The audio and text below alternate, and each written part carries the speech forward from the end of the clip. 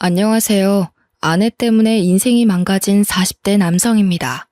결혼에 실패한 뒤로 인생을 완전히 말아먹고 아직도 충격에서 벗어나지 못하고 아들 하나 데리고 아무 희망도 없이 살고 있습니다.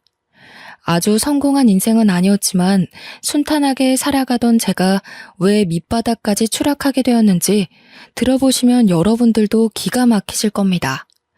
제가 아내와 결혼한 뒤에 정말 기가 막힌 경험을 하게 되었습니다. 아내가 저 몰래 다른 남자에게 시집을 가버렸는데요. 이게 도대체 무슨 말인지 이해가 안 되실 겁니다. 저도 처음엔 이런 어처구니 없는 상황을 이해할 수 없었으니까요. 결론부터 말씀드리자면 아내가 저와 결혼하고 동거는 다른 남자와 해버린 것입니다. 그 사실을 알게 된 순간 피가 거꾸로 치솟을 정도로 화가 났지만 그 인간들에게 속수무책으로 당할 수밖에 없었습니다. 그것들은 짐승들도 하지 않는 더러운 짓을 저지르고도 뻔뻔스럽게 모든 잘못을 제게 뒤집어 씌우려고 했습니다. 저는 아버지가 일찍 돌아가시고 홀어머니 밑에서 자랐습니다. 엄마와 저의 불행은 아버지가 돌아가시면서 시작되었죠.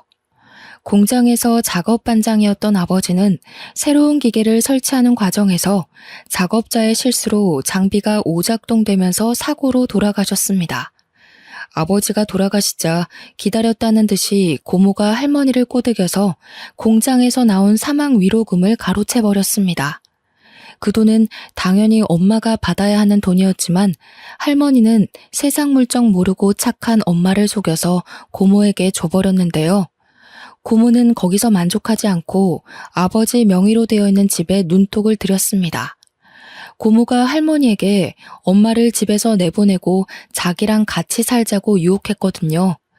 아버지가 살아계실 때도 못된 시누이 노릇을 톡톡히 하던 고모였지만 이런 식으로 저랑 엄마를 배신할 줄은 몰랐습니다.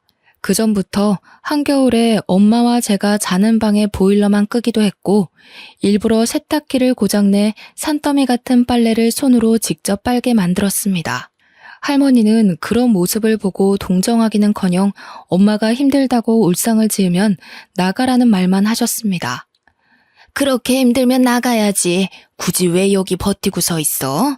아범이 이제 이 세상 사람도 아닌데 너도 더 늦기 전에 경수 데리고 네 갈 길 가라. 하지만 엄마는 나갈 수 없었습니다. 할아버지는 돌아가시기 전에 집을 아버지에게 주셨기 때문에 어떻게든 재산 분배를 하려고 했죠. 땡전 한 푼도 없었기 때문에 어쩔 수 없었습니다. 엄마가 집에서 안 나가고 버티고 있던 그 해에 유독 눈도 많이 내렸습니다. 수십 년 만에 강추위라고 뉴스에 보도되던 때였죠. 지금도 그 추위가 생각날 만큼 엄청 추웠습니다. 그런 한겨울에도 집이 탐이 난다는 이유 하나만으로 고모는 할머니를 앞세워서 엄마와 저를 집에서 쫓아내려고 했습니다. 그럴 때마다 엄마가 나서서 애원하듯 말하였는데요. 어머님, 제가 갈 데가 어디 있다고 나가라고 하시는 거예요. 그냥 어머님 모시고 이 집에서 살게 해주세요. 어머님이 하라는 집안일 묵묵히 잘해오고 있잖아요. 엄마는 이 집에서 나가면 당장 살아갈 날들이 막막하다고 할머니에게 애원했지만 할머니와 고모는 돈에 눈이 멀어서 냉정하게 돌아섰습니다. 우리도 힘들어서 그래요. 힘들어서. 내가 돈 벌어와서 겨우 입에 풀칠하고 있는데 끝까지 이럴 거예요?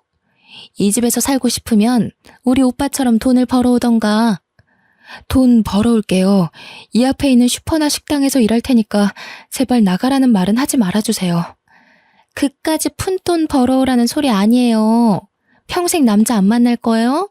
엄마가 언니 앞날 생각해서 놓아주려고 하는 건 몰라요? 군말 말고 당장 짐 싸서 나가요. 그때 엄마가 법에 대해서 조금만 지식이 있었다면 할머니와 고모에게 맞대응했을 겁니다. 아버지가 돌아가시자마자 집 명의를 자기 앞으로 돌렸을 텐데 중졸의 전업주부로 살아온 엄마는 세상사에 참 무지했습니다.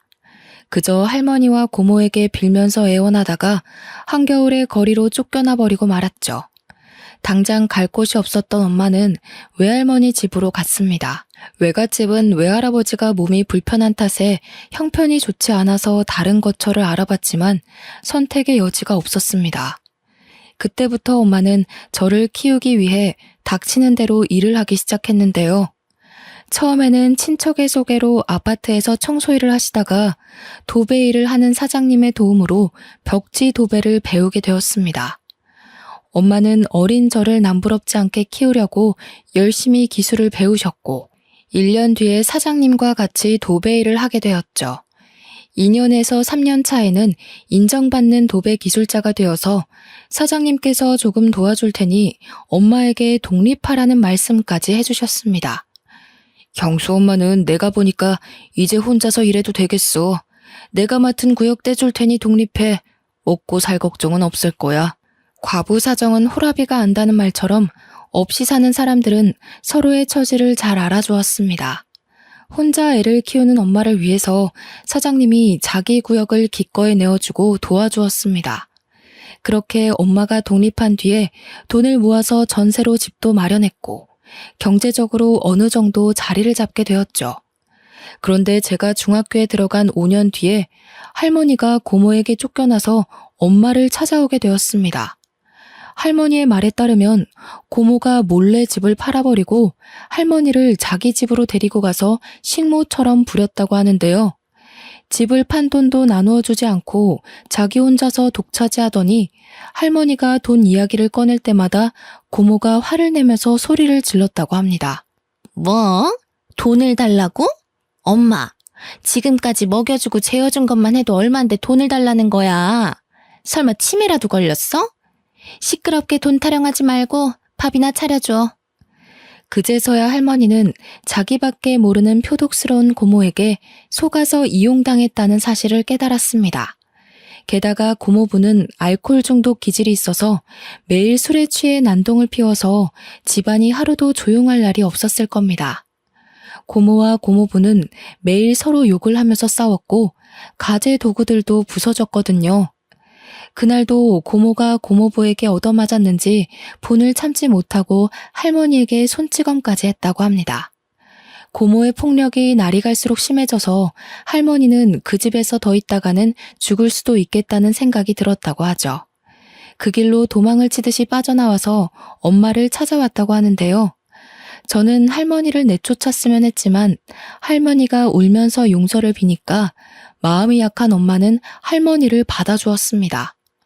그렇게 불편한 동거를 몇 년 동안 지속하다가 제가 고등학교를 졸업할 무렵에 할머니가 세상을 떠나셨어요. 엄마는 고모에게 장례식에 오라고 연락을 했지만 고모는 전부 다 무시했습니다. 그래서 저희는 할머니가 돌아가신 뒤로 고모와의 인연을 완전히 끊어버렸어요. 몇 년이 지나 대학에서 경영학을 전공하게 된 저는 전자제품에 들어가는 부품을 만드는 작은 중소기업에서 일하게 되었습니다. 처음에는 영업팀에 발령이 나서 근무를 시작했는데요. 저희 회사 부품을 납품하는 거래처를 관리하는 일이 주 업무였습니다. 사람을 상대하는 일이다 보니 술자리가 아주 잦았죠. 그런데 저는 술을 전혀 마시지 못했습니다.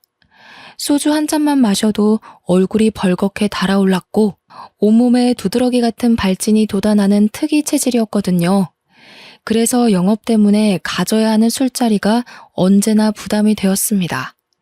거래처의 간부들이 술잔을 따라주려고 하면 사정을 설명하면서 정중하게 거절하는 것도 눈치가 보이는 일이었죠. 그래서 영업팀의 최고 술상무였던 팀장이 나서서 저 대신 술잔을 받기도 하였습니다. 그러다 새로운 납품 회사를 뚫어서 담당자들끼리 인사를 하는 회식 자리를 갖게 되었습니다. 새 거래처의 팀장이 술고래에 융통성이라고는 전혀 없어 보이는 깐깐한 사람이었는데요. 그날도 저한테 술잔을 쥐어주며 술을 강요하기 시작했습니다. 어허, 세상에 술 못 마시는 사람이 어딨어? 그러지 말고 한 잔만 받아. 한 잔 마신다고 죽어? 죽냐고. 아이 얼른 마셔보래도. 팀장이 술에 취해서 제가 하는 말을 귓등으로도 듣지 않았습니다. 결국 더 이상 거절하지 못하고 술을 마셨는데 팀장이 계속해서 술을 권하더라고요. 결국 얼굴과 목에 심한 두드러기가 돋아올라서 힘이 들었습니다. 제가 병원에 가야 할 것 같다고 말해서 저 때문에 술자리 흥이 박살나고 말았죠. 이 일을 계기로 영업팀장과의 면담 자리에서 다른 부서로 보내주겠다는 말까지 듣게 되었습니다. 경수, 너 저번에 보니까 안 되겠더라. 우리 부서가 술자리에 꼭 참석해야 하는데 술을 못 먹으니까 영 분위기가 안 잡히더라. 너도 힘들었지? 적성에 안 맞는 것 같으니까 적당한 부서로 옮겨줄게. 여기서 거절하고 버티고 있을 수 없어서 우선 알겠다고 했는데요. 얼마 후에 회사의 회계를 맡은 부서로 발령을 받게 되었습니다. 늘 숫자와 씨름해야 하는 머리 아픈 업무였죠. 면접 볼 때 회계 공부를 한 적이 있다고 말한 걸 기억하고 있었는지 비전공자인 저보고 직접 부딪히면서 일해보라고 하더군요. 중소기업은 다 똑같은 것 같습니다. 사람이 안 구해지는 것 같으니까 아무 인력이나 집어넣어보고 아님 말고 식이었는데요. 다행히 회계 공부에 흥미가 있었던 저는 공부를 하면서 회사를 다녔습니다. 회계사 일은 아니었지만 회계 업무를 보조하는 일이라 가능한 일이었습니다. 그러다 저희 회사와 계약을 한 회계사가 건강이 안 좋아져서 그만두었고 대신 다른 젊은 여성 회계사가 배치되었습니다. 분기 결산이나 회계 감사를 하는 때가 되면 소연 씨라는 여성 회계사와 제가 밤을 새가면서 장부를 맞춰보고 회계 보고서를 만들었죠. 그렇게 사이가 친해지다 보니 소연 씨가 다른 회계사들과 참 다르다는 느낌을 받았습니다. 전임 회계사는 모든 업무를 제게 떠넘기고 자기는 형식적으로 검토만 하고 사인했거든요. 그러다가 문제가 생기면 책임을 전부 제게 떠넘겼습니다. 하지만 소연 씨는 엄청난 양의 회계 관련 문서들을 같이 검토했고 의문점이 생기면 제게 물어보면서 보고서를 만들었습니다.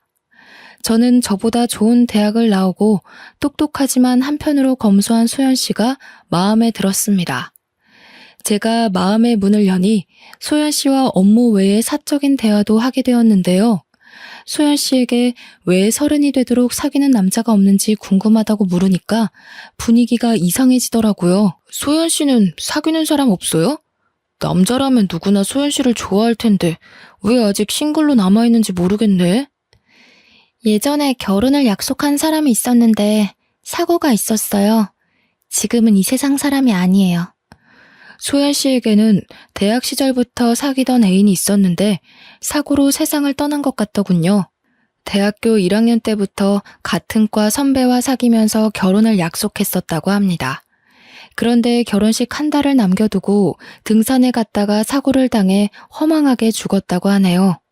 그 말을 해주면서 소연 씨의 낯빛이 무척이나 어두워졌습니다. 그 뒤로 남자를 만난 적도 없고 열심히 일만 하면서 살아왔네요. 이제 더 이상 누굴 만날 자신이 없어요. 상처받을까봐 무섭기도 하고. 아니에요, 소연 씨. 굳이 결혼은 안 하더라도 연애는 해야죠. 소연 씨라면 좋은 사람 만날 수 있을 거예요. 저는 이미 소연 씨에게 호감이 있는 상태라서 오히려 트라우마를 보듬고 치유해주고 싶었습니다. 제가 그 후로 적극적으로 저녁 먹자고 하고 주말에도 만나자고 하니까 조금씩 호감을 보이면서 닫혀있던 마음의 문을 열기 시작했습니다. 그렇게 몇 달이 지났을까요? 정식으로 교제를 시작하면서 큰 문제가 생기기 시작했습니다. 소연이 부모님이 대학 교수이셨거든요. 게다가 소연이가 외동딸이라서 저를 엄청 안 좋아하셨습니다. 하긴 대학 교수 집안이 아니더라도 별 볼 일 없는 저를 사윗감으로 못마땅하게 생각하는 건 당연한 일이었죠. 하지만 소연이는 끝까지 저를 포기하지 않고 시댁으로 끌고 가 결혼을 전제로 만나는 걸 허락받으려고 하였습니다. 그런데 장모님께서 소리를 지르면서 반대하셨는데요. 아버지도 없고 직업도 변변치 않은 놈이 뭐가 좋다고 결혼을 하겠다는 거냐? 절대 안 돼. 내가 아주 괜찮은 신랑감 골라줄 테니까 당장 헤어져. 장모님께서 자기 눈에 흙이 들어가기 전까지 절대 결혼을 허락할 수 없다고 폭언을 내뱉으셨습니다. 서로에 대한 사랑 하나로 인연을 버텨왔지만 장모님께서 저랑 헤어지지 않으면 호적에서 파버리고 의절하겠다는 경고를 하셔서 저희 사이도 멀어졌죠. 그날 이후로 연락이 뜸했다가 수연이가 먼저 연락해서 헤어지자고 하였습니다. 우리 이제 그만 정리해야 할 것 같아. 이렇게 부모님이 반대하는데 결혼하면 불행할 거야. 그러니까 오빠도 더 이상 나 만나려고 하지 말고 좋은 사람 만나. 예견했던 일이었습니다. 소연이가 눈물을 흘리면서 말하길래 가만히 고개를 끄덕이다가 등을 돌렸죠. 어차피 소연이와 저는 어울리지 않았습니다. 몇 달 뒤에 집안 배경이 좋은 변호사를 만나 결혼했다는 소식을 들으니까 저랑 어울리지 않는 여자였다는 생각이 더욱더 강력하게 들더군요. 소연이는 당연히 회사 사람들에게 결혼 소식을 알리고 퇴사하였습니다. 실연을 당한 게 티가 났는지 자꾸만 실수를 하자 회계팀장이 제게 면담을 하자고 하였습니다. 그리고 제게 생각을 정리할 시간이 필요해 보인다고 했죠. 그래, 너도 소연 씨 그만둔 거 알고 있지? 지금 일이 손에 안 잡힐 거야. 생각 같아서는 한 달 정도 휴가를 끊어주고 싶은데 그럴 수는 없고 일주일만 쉬다가 돌아와. 회계팀장이 제 사정을 이해해줘서 휴가를 내고 제주도로 일주일간 여행을 떠났습니다. 제주도에 도착해서 숙소에 짐을 풀고 근처 식당으로 들어갔는데요. 서빙을 하던 여성이 저를 보고 환하게 웃어주더라고요. 안녕하세요. 딱 보니까 이 동네 사람은 아닌 것 같은데 저희 식당 처음 오셨어요? 네, 이제 막 제주도에 도착했는데 여기는 뭐가 맛있나요? 전부 다 맛있지만 흑돼지 백반이 최고 인기 메뉴예요. 그걸로 드릴까요? 네, 그걸로 주세요. 서빙을 하던 여성이 추천해주던 대로 제주도 흑돼지 백반을 시켰는데 양이 정말 푸짐하고 맛도 좋더라고요. 고기가 입에서 살살 녹았고 감칠맛이 났습니다. 다음에도 또 오고 싶다는 생각을 하고 있는데 서빙을 하던 여성이 갑자기 말을 걸어왔죠. 혼자서 여행 오셨나 봐요? 네, 머리 좀 식히려고 혼자 왔어요. 얼마나 계시다 갈 건가요? 일주일 정도 머물 겁니다. 여행 계획은 잡으셨어요? 아니요, 그냥 아무 생각 없이 훌쩍 떠난 거라 계획은 없어요. 그럼 제가 가이드 해드릴까요? 예? 갑자기요? 오늘 처음 본 손님의 여행 가이드를 해주겠다고 나서니까 당황스럽더군요. 솔직히 그때는 혼자 있고 싶었지만 힘들고 지쳐 보여서 가이드 해주고 싶다는 말을 듣고 마음이 흔들렸습니다. 저야 가이드 해주시면 좋죠. 그런데 여기서 일하셔야 하는 거 아니에요? 이 식당 제 아버지 거예요. 틈날 때마다 도와드리고 있어서 자리 비워도 괜찮아요. 잠깐만요. 아버지께 물어보고 올게요. 그러면서 카운터에 앉아있던 남자에게 다가가서 뭐라 말을 하고 있었습니다. 사장으로 보이는 남자가 저를 굳은 표정으로 쳐다보더니 고개를 젓고 있더라고요. 그랬더니 서빙을 해주던 여자의 목소리가 조금 커졌습니다. 아니 아빠, 도대체 왜 안 된다는 거야? 이번에 알바 구해줬다며. 일 안 도와줘도 되니까 집에 있어. 내가 도대체 몇 번을 말해줘야 돼? 외지 남자는 만나지 말라고 했잖아. 그냥 혼자 온 분 가이드 해드리는 거야. 다른 뜻은 없어. 저는 괜찮다고 말하려고 하는데 여성분이 고집을 피우자 아버지도 알겠다고 하더군요. 그 말을 듣자마자 신이 난 여성분이 당장 내일부터 같이 다니자고 말하였습니다. 숙소가 어디예요? 내일 아침에 제가 차 가지고 갈게요. 이렇게까지 좋아하다니 이 여자가 저한테 호감이 있는 건 아닐까 하는 생각이 들었습니다. 저는 여성분 이름도 모른 채 내일 만날 약속을 잡게 되었습니다. 다음날 아침이 돼서야 여성분이 승혜라는 이름을 알려주었습니다. 저보다 어려서 그런지 참 활발하고 적극적인 여성이었습니다. 승혜가 일주일간의 여행 일정을 대신 짜주었거든요. 원래는 아무 계획도 없이 바닷가를 찾아가서 하염없이 멍이나 때리다가 올라갈 생각이었는데 승혜 덕분에 연예인 못지않은 빡빡한 일정 속에서 움직이게 되었죠. 저는 제주 토박이인 승혜를 따라 유명 관광지를 다니게 되었어요. 제주도를 돌아다니면서 알게 된 건데 승혜는 지금까지 제주도 밖으로는 나가본 적이 없다고 하더라고요. 결혼은 꼭 외지 남자와 할 거라고 하길래 농담 삼아서 한마디 던져보았습니다. 설마 나랑 하려고 그러는 거 아니지? 사실 갑자기 가이드 해주겠다고 나서서 놀랬어. 나는 좋은데 당장 식 올리자. 나 오빠 보자마자 완전 반했잖아. 오빠 진짜 잘생긴 거 알고 있지? 그게 무슨 소리야? 장난으로 말하는 거지? 승혜가 제 말을 듣고 까르륵 웃기만 하고 더 이상 말을 안 하더군요. 농담인 것처럼 툭 던져보았지만 승혜는 저를 좋아하는 눈치였습니다. 또래 여자들이랑 다르게 20대 초반 여자애처럼 솔직하게 말하고 부끄러워하는 모습이 새롭게 다가왔죠. 저도 그래서 승혜에게 마음이 끌리고 있었습니다. 제가 그동안 조용하고 성숙한 여자들만 사귀었었는데 수다쟁이처럼 말이 많으면서도 애교도 많은 승혜를 보니 또 다른 느낌이었거든요. 그렇게 저희들은 같이 여행을 다니다가 자연스럽게 서울에서도 계속 연락하자는 말을 나누었습니다.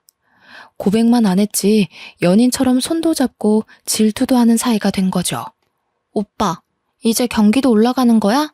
나도 2달 뒤 오빠 보러 갈게.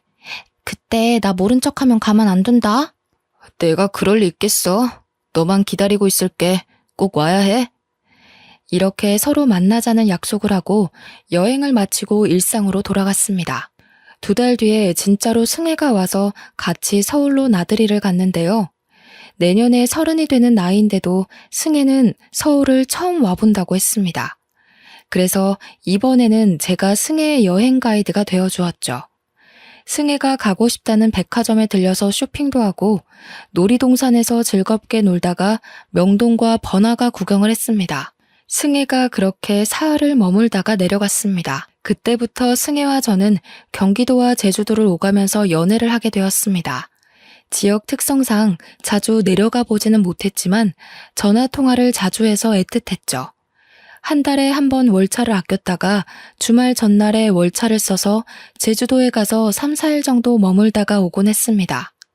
저희가 그런 식으로 장거리 원정 연애를 한 지 6개월이 지났을 때 승혜에게 결혼하자는 청혼을 하였습니다. 너무 섣부른 판단 같았지만 저는 승혜와 같이 살고 싶었으니까요. 그리고 나이도 있어서 결혼을 더 이상 미루면 안 됐습니다. 다행히 승혜가 제 프로포즈를 받아주었습니다. 장인어른과 장모님께 정식으로 인사를 드리러 갔는데 장인어른의 표정이 진짜 어두워 보였습니다. 제가 잔뜩 긴장한 얼굴로 결혼을 허락해달라고 말씀드리니 느낌이 싸한 말을 해주셨습니다. 이왕 이렇게 됐으니 어쩔 수 없지. 잘 살도록 해라. 왜 그러냐고 꼬치꼬치 캐물을 수도 없어서 감사하다고 하고 넘어갔죠. 마음에는 안 들지만 하는 수 없이 사위로 맞아준다는 분위기라서 기분이 썩 좋지는 않았습니다. 승혜와 저는 결혼 후에 제가 마련해둔 경기도의 신혼집에서 살게 되었는데요. 이상하게 아내가 결혼 초부터 제주도에 자주 내려가기 시작했습니다.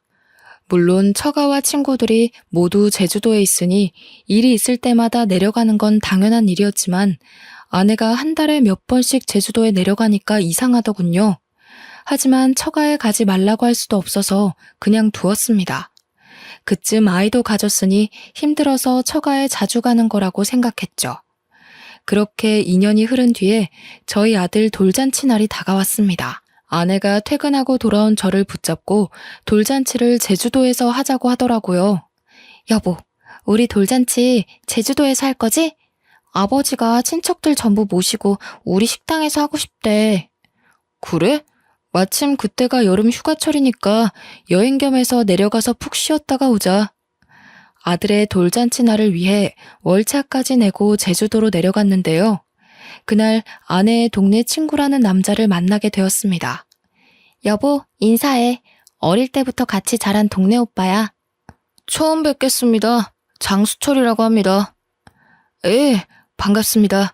김경수라고 합니다. 돌잔치 준비하기도 바빠 죽겠는데 아내가 아는 오빠를 소개해주겠다고 했을 때 약간 당황스럽긴 했습니다. 게다가 아무리 친한 오빠라고 하더라도 남편에게 알고 지냈던 남자를 소개해준다는 건 흔한 일이 아니잖아요. 하지만 제가 보수적인 거라고 생각했습니다. 아내가 장수철이라는 남자를 진짜 친구라고 생각하는 거라며 이해해 보려고 했죠.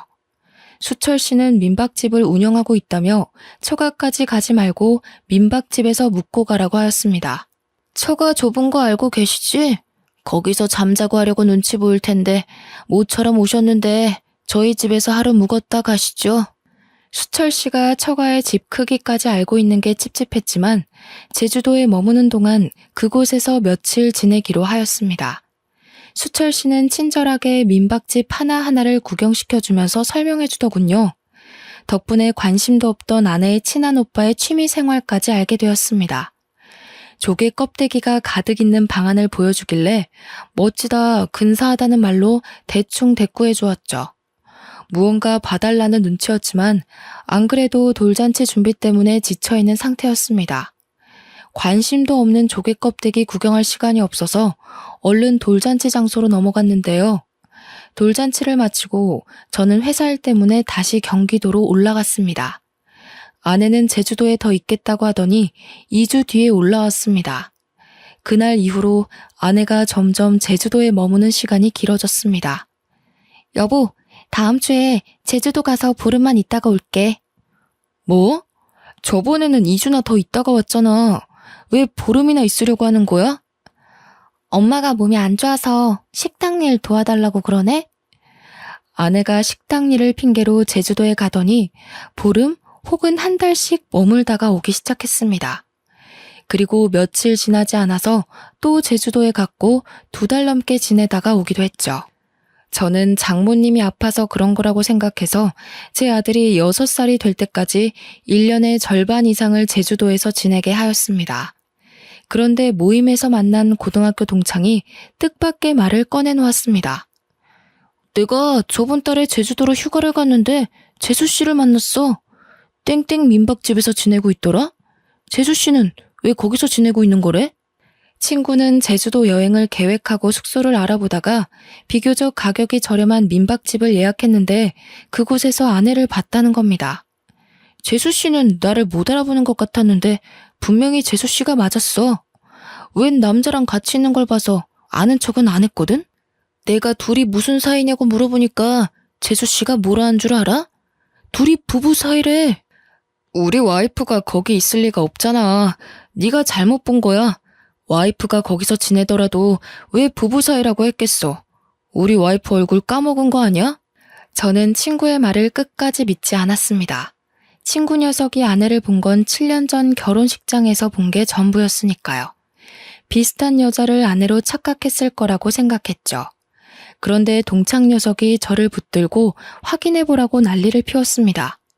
야, 네가 맨날 프로필 사진 가족 사진으로 해놓는데 내가 그걸 모르겠냐?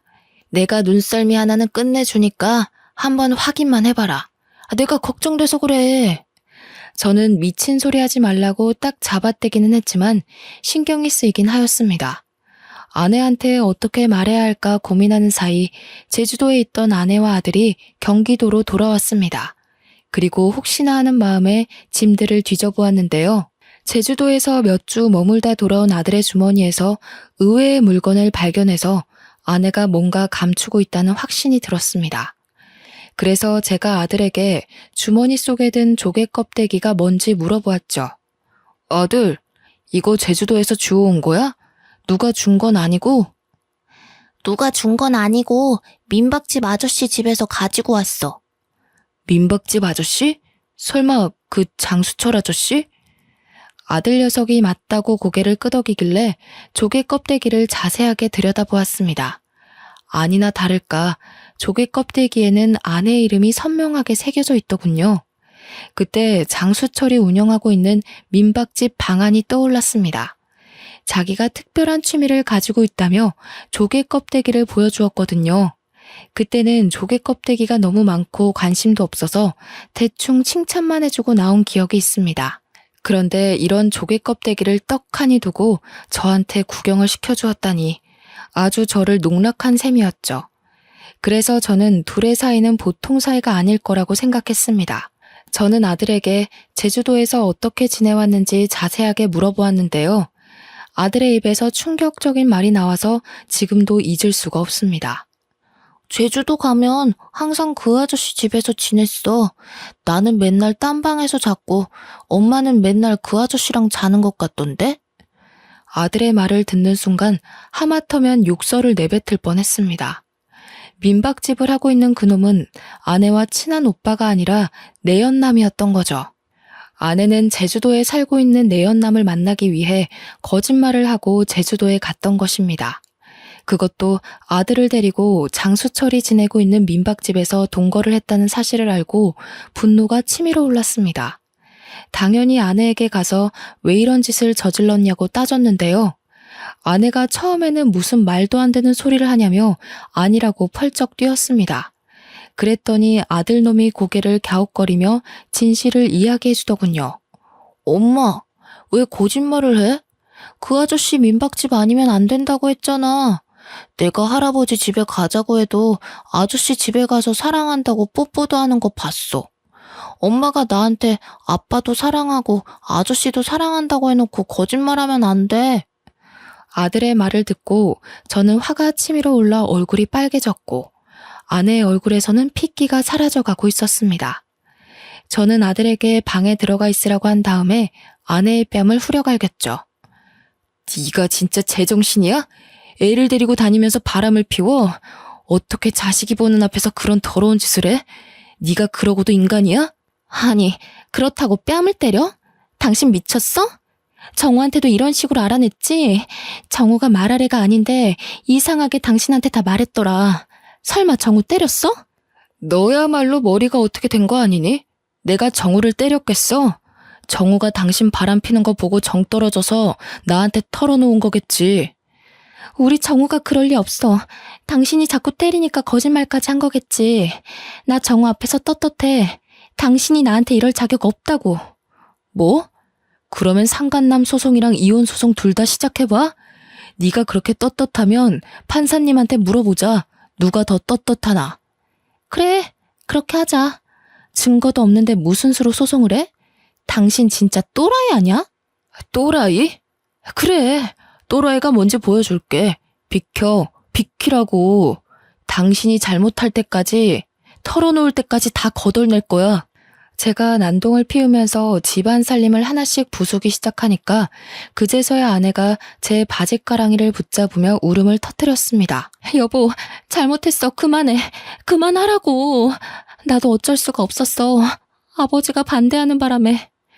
제가 추궁하니까 아내는 모든 걸 체념하고 왜 이런 말도 안 되는 짓을 저질렀는지 털어놓더군요. 장인어른이 아내를 제주도 밖으로 못 나가게 하고 집착해서였다고 합니다. 아내는 섬이 답답하고 싫어서 육지로 나가고 싶다고 하자 장인이 바로 반대했죠. 승혜, 네가 육지로 나가버리면 이 식당은 누가 운영하니? 뻘소리 하지 말고 넌 수철이랑 결혼해서 식당 물려받을 생각이나 해라. 아빠, 난 누가 뭐라 해도 서울로 갈 거야. 수철 오빠랑 결혼해도 서울로 갈 거라고. 뭐? 서울은 무슨 서울이야? 네가 서울에서 살 돈은 있어? 아빠도 돈이 없어서 서울은 안 된다고 했잖아. 아니, 내가 되게 만들 거야. 꼭 이 지긋지긋한 제주도 빠져나갈 거라고. 아내가 제주도를 떠나겠다고 고집하자 수철이라는 남자랑도 다퉜다고 하죠. 사귀던 남자와 사이가 소홀해지자 아내가 외지 여행객들이 많이 오는 식당에서 일을 하면서 괜찮은 남자를 물색했던 겁니다. 제주도를 떠나고 싶어하는 아내의 속셈을 잘 알고 있던 장인은 저와 결혼하겠다고 했을 때 못마땅하게 생각했던 것인데요. 아내가 처음부터 제게 친절하게 대하면서 가이드를 해주겠다고 한 것도 저를 꼬셔서 제주도를 벗어나 보려는 속셈이었습니다. 결국 장인어른이 아내에게 두 손 두 발을 들고 저와의 결혼을 허락해 주었죠. 그런데 아내는 수철이라는 남자랑 다시 연락이 닿아서 연인 관계로 발전하고 말았습니다. 한마디로 결혼은 저와 하고 동거는 그놈과 했던 것입니다. 이제 모든 걸 알았으니 결판을 내야만 했습니다. 저는 당장 제주도로 내려가서 장인을 만나서 자초지종을 따져보았죠. 그런데 장인은 뻔뻔한 태도를 보여주었습니다. 자네 기분이 상했다면 내가 사과할 테니까 없던 일로 하게. 나도 딸애가 그럴 줄 알았나? 중간에 알았지만 이혼할 것 같아서 입 다물고 있었네. 저는 장인의 몰상식한 말에 소리를 지르고 말았는데요. 장인어른, 이게 사과하면 끝날 문제라고 생각하세요? 제 가정이 깨졌고 인생이 끝났단 말입니다. 확실하게 책임지셔야 합니다. 제가 그렇게 만들 거예요. 이런 식으로 씩씩대면서 처가를 나와서 장수철이 운영하는 민박집으로 차를 몰고 갔습니다. 민박집에서 만난 그놈은 어처구니 없는 변명을 짓거려 놓았죠. 승혜를 너무 사랑해서 제 곁에 두고 싶어서 그랬어요. 정말 죄송합니다. 먼저 연락해서 승혜를 흔들어 놓은 제 잘못입니다. 제발 용서해 주세요. 뭐 어쩌고 저째? 사과하면 다야? 무릎 꿇고 싹싹 빌어도 절대 용서 못해. 네가 내 인생 망친 것처럼 나도 네 인생 망가뜨릴 거라고. 두고 봐. 내가 바로 송장 보낼 테니까 딱 기다리고 있으라고. 이제 더 이상 안 만나겠습니다. 연락 끊고 조용히 살겠습니다. 사과하고 안 만나겠다는데 도대체 왜 그러십니까? 예? 그놈도 장인어른과 마찬가지로 그냥 사과만 하면 끝날 거라는 착각을 하고 있었습니다. 말이 안 통하는 인간들에게는 법대로 하는 수밖에 없죠.